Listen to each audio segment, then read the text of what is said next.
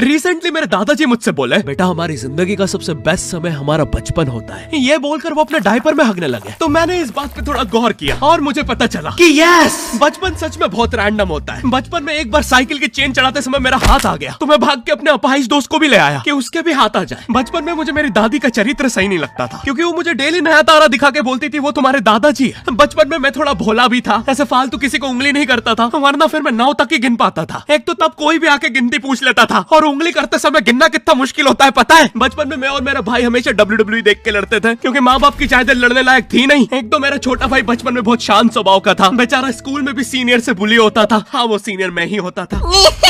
एक बार मुझसे बोलता भैया डॉक्टर बनना मेरा सपना है, तो मैंने उसे नीट की बुक्स ला दी, तो अब वो उसका पूरा सपना बन गया। अब वो डॉक्टर गेम में भी बीमारी बनता है, और बवासीर पीछे होती है। चिंटू बुक्स नहीं पढ़ रहा है तू? एक बार बेचारा बिस्तर पे गिर के रोने लग गया, तो सब बोलने लग गए कुछ नहीं हुआ, चींटी मर गई, चींटी मर गई। मैं यहाँ सोच रहा हूँ फिर अभी तक हम चींटियों वाले बिस्तर पे क्यों सो रहे थे? हाँ, घर में सबकी पीठ पे ददोड़े हो रखे हैं। हाँ, ये नहीं गिरता तो हमें तो पता ही नहीं चलता बिस्तर पे चींटियां हैं। हम तो सोए जा रहे हैं चींटियों वाले बिस्तर पे। और स्कूल में जब भी ये छोटे भाई पैंट में हक देते हैं, तो बड़े भाई को क्यों बुलाया जाता है? पता है कितनी घनघोर बेइज्जती होती है पूरी क्लास के सामने, और बुलाते भी इतने सस्पेंस है, वो देख के बड़े भाई का हगना निकल जाता है। ऐसे 2 छोटे बच्चे स्लो मोशन में भाग के आ रहे हैं। हाँ, वो उनकी नॉर्मल स्पीड है। मैं देखता हूँ मेरे भाई को क्राइम सीन से 2 पियून पकड़ के ले जा रहे हैं। उसे ब्राउन रंगे हाथों पकड़ लिया गया। मेरे भाई ने मुझसे जाते जाते कहा, मुझे फंसाया जा रहा है। मुझे पता था इस लेंडे के पीछे की कहानी इतनी सिंपल नहीं हो सकती। कड़ी तहकीकात के बाद मुझे पता चला इस लेंडे के पीछे बड़े बड़े पॉलिटिशियंस, गैंग लीडर्स और माफिया इन्वॉल्व है। मेरा भाई सही कह रहा था, ये उसका लेंडा नहीं है। हैंड्स अप पीटी टीचर, तो वो लेंडा तुम्हारा था। तो तुम्हें पता चल ही गया, तुम मुझे कभी नहीं पकड़ सकते। रुको, भाग गया। जाने दो उसे बेटा, हमने पीटी टीचर के बड़े भाई को बुला लिया है वो लेंडा उठाने।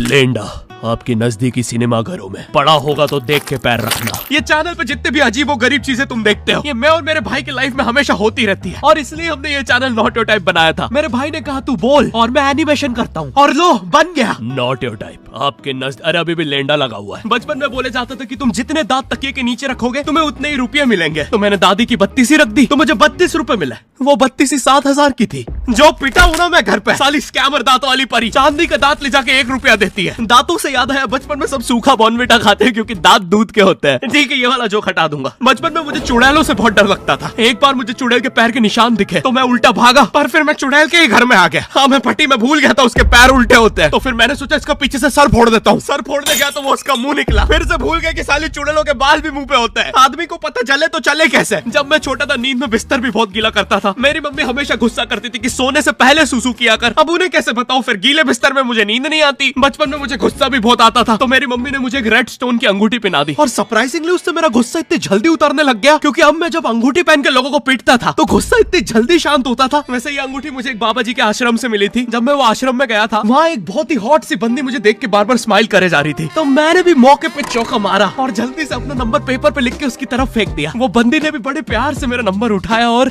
खा लिया। अरे भाई, उसको भूत लगे, वो तब से सबको स्माइल दे रही है। हम भी सुबह से नंबर फेंक रहे हैं, अभी तक 2 किलो पेपर खा गई है। हाँ, अब तुम्हें भी ऐसे रैंडम भूतों या स्ट्रेंजर्स पास नंबर ना फेंकना पड़े प्यार के लिए, इसलिए आओ हैपन पे चले। यहाँ तुम्हें मिलते हैं तुम्हारे कॉमन इंटरेस्ट के लोग। मुझे बॉर्नविटा बहुत पसंद है। मुझे भी रोहित। आओ मन बुद्धि हैंडशेक करते हैं। हैपन पे मिलती है आपको उन लोगों की प्रोफाइल्स जिनके साथ आप पाथ क्रॉस करते हैं। यहाँ तुम अपने एरिया के लोगों की प्रोफाइल्स भी देख सकते हो। यही नहीं, जो लोग तुम्हारे फेवरेट स्पॉट पे जा चुके हैं, यहाँ तुम्हें उनकी प्रोफाइल्स भी मिलती है। तो अभी जाकर अपना नेक्स्ट क्रश स्पॉट करो अपने ही मन पसंदीदा स्पॉट पे। तो अभी जाकर डाउनलोड करो, लिंक डिस्क्रिप्शन में। Thank you happen.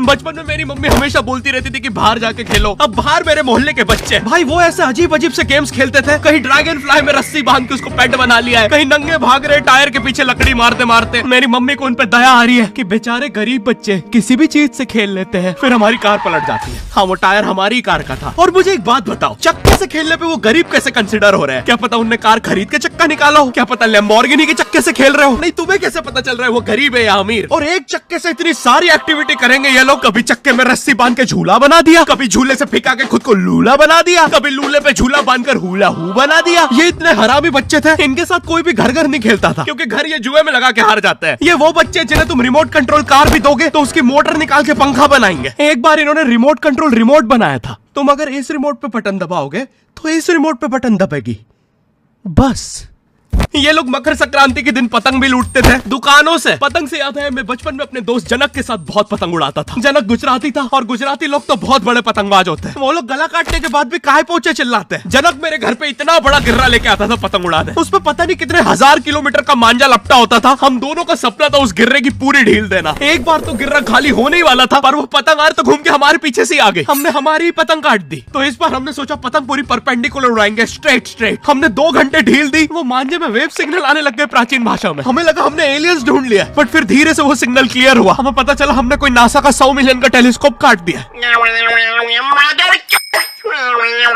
पतंग नीचे ले, टेलीस्कोप काट दिया।